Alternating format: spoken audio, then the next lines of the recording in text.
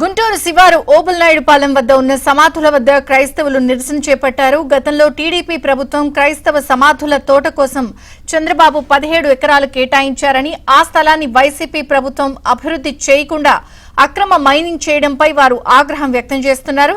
Christian corporation మాజీ chairman మదిరల మాని ఆధ్వర్యంలో క్రైస్తవులు నిరసన ప్రదర్శన చేపట్టారు.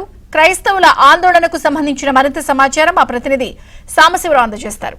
ఓటీవీ సాంబశివరావు. గుంటూరు శివార్లోని ఓబుల్నాయుడుపాలెం గ్రామ సరిహద్దులో ఉన్న క్రైస్తవ సమాధుల వద్ద తెలుగుదేశం పార్టీ జనసేన నేతలు ఒక నిరసన ప్రదర్శన చేస్తున్నారు. నిరసన ఎందుకు చేస్తున్నారు? మనతో పాటు మాట్లాడేందుకు మాజీ క్రిస్టియన్ కార్పొరేషన్ చైర్మన్ మ్యానీ గారు ఉన్నారు. చెప్పండి, ఏంటి, ఎందుకు ఈ రోజు ఇక్కడ మీరు నిరసన చేస్తున్నారు? నగరంలోని క్రైస్తవులు ఎదుర్కొంటున్నటువంటి ప్రధాన సమస్య సమాధుల తోట. ఈ సమాధుల తోటని గతంలో నేను కార్పొరేటర్గా ఉన్నటువంటి టైంలో మరి క్రైస్తవులు ఎవరన్నా మరణిస్తే భూస్థాపిత కార్యక్రమానికి స్థలం లేక చాలా ఇబ్బందులు పడుతున్నటువంటి పరిస్థితి.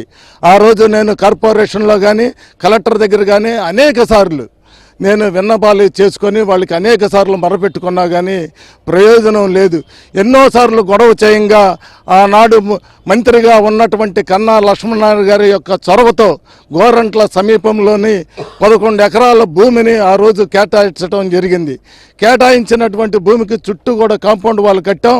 4-5 మరి సమాధులు కూడా అక్కడ కట్టేయటం కూడా జరిగిన తర్వాత అది ఆ యొక్క స్థలము వాటర్కి సంబంధించినటువంటి వాటర్ మేనేజ్మెంట్కి సంబంధించినటువంటి స్థలం అవటం వల్ల స్థానికులు కొంతమంది స్వార్థపరులు కోర్టులో దావాలు వేయటం వల్ల ఆ యొక్క స్థలం మేము వినియోగించుకోవడానికి వీలు లేకుండా ఉండటం వల్ల చాలా ఇబ్బందులు ఎదుర్కొన్నటువంటి పరిస్థితిలో ఆనాడు ముఖ్యమంత్రిగా ఉన్నటువంటి నారా చంద్రబాబు నాయుడు గారి దృష్టికి మన ప్రీతమ నాయకులు నక్క ఆనందబాబు గారు క్రిస్మస్కి వేడుకల్లో ఆ రోజున నారా చంద్రబాబు నాయుడు గారు వచ్చినప్పుడు అయ్యా మేము చాలా ఇబ్బందులు పడుతున్నాం, క్రైస్తవులకి భూస్థాపిత కార్యక్రమానికి స్థలం లేక చాలా ఇబ్బందులు పడుతున్నాం, మీరు మాకు స్థలం కేటాయించాలని చెప్పి నారా చంద్రబాబు నాయుడు గారి దృష్టికి తీసుకెళ్ళినప్పుడు వెంటనే ఆయన కలెక్టర్ గారికి చెప్పి 20 ఎకరాల భూమిని నగర పరిధిలో వారికి కేటాయించమని చెప్పడం జరిగింది. చెబితే వెంటనే కలెక్టర్ గారు అధికారులతో మాట్లాడి వారిని సర్వే చేయించి 17 ఎకరాల భూమిని ఇక్కడ పొత్తూరు గ్రామంలో కేటాయించడం జరిగింది. 2017 చివరిలో 2018లో కార్పొరేషన్కి ఈ యొక్క సైట్ని మరి మీరు డెవలప్ చేసి క్రైస్తవులకి ఈ యొక్క సమాధిని వాడుకలోకి తీసుకొచ్చే విధంగా ఈ స్థలాన్ని క్రైస్తవులకు వినియోగించండి అని చెప్పి ఆ రాజు అధికారులకు చెప్తే అధికారులందరూ కూడా ఈ యొక్క స్థలాన్ని చూసి వెంటనే బాగు చేసి ఫెన్సింగ్ కూడా వేసినటువంటి పరిస్థితి.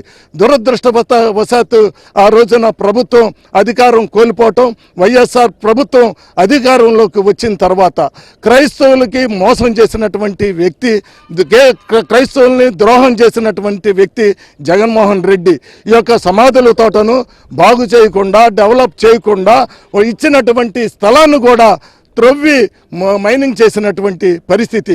ఆయన ఉదయం నుంచి లేచిన కాడి నుంచి నా ఎస్సీలు, నా క్రైస్తవులు, నా బీసీలు, నా మైనార్టీలు అని చెప్పుకునేటువంటి జగన్మోహన్ రెడ్డి ఈ యొక్క స్థలం చూస్తుంటే ఆయన యొక్క నైజం ఏంటనేది, వారి యొక్క నాయకుల యొక్క నైజం ఏంటనేది కూడా చూస్తూ ఉంది.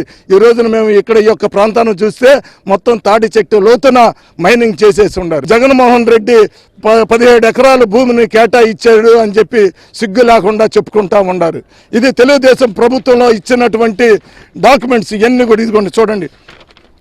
సర్వే చేసి రిపోర్ట్లు ఇవన్నీ కూడా ఇచ్చి 2017లో ఇచ్చి 2018లో కార్పొరేషన్కి హ్యాండ్ ఓవర్ చేసినటువంటి స్థలాన్ని డెవలప్ చేయలేని పరిస్థితిలో చేతగానితనం వల్ల మళ్ళీ ఈ రోజున వాళ్ళ నాయకులు ఇక్కడ మైనింగ్ చేసి అక్రమంగా లూటీ చేసి దారుణంగా చేసినటువంటి పరిస్థితి. ఈ రోజున వాళ్ళు వచ్చి ఇక్కడ క్రిస్మస్ కానుకిస్తారంట. ఇది తవ్వేసి భయంకరంగా తాటి చెట్టు ఉన్నటువంటి సమాధుల తోటను తవ్వేసి నాశనం చేసి ఇది క్రిస్మస్ కానుకంట. వాళ్ళు సిగ్గుందా అని చెప్పి అడుగుతా ఉన్నాను. జగన్మోహన్ రెడ్డి క్రైస్తవులు చేసినటువంటి అన్యాయాన్ని ఆయన దగ్గర తేల్చుకుంటాను.